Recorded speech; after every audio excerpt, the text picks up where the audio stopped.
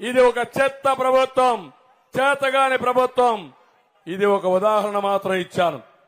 ఇక్కడ రాళ్లు వేశారు మళ్ళా చూశారా?